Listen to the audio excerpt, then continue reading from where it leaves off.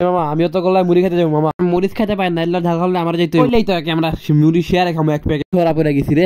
সমস্যা নাই, আজকে সবাই আমি খাবো, আমার অনেক টাকা আছে।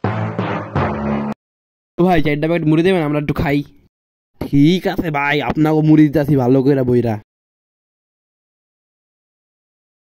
মুড়ি তো খাইলেন ভালো কথা না, এখন তাতে 500 টাকা পার প্যাকেটে মুড়ি দেন, আর 2000 টাকা। 2000 টাকা মুড়ি অনেক বেশি, আমি মাত্র 40 টাকা নিয়েছি, 5 জন 10।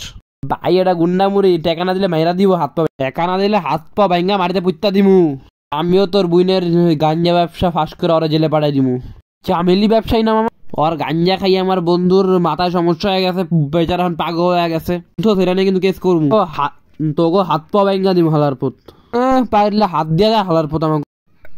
1 নাম্বারের কুকুরের ছানা। ভাই তোরা ঠিক আছস?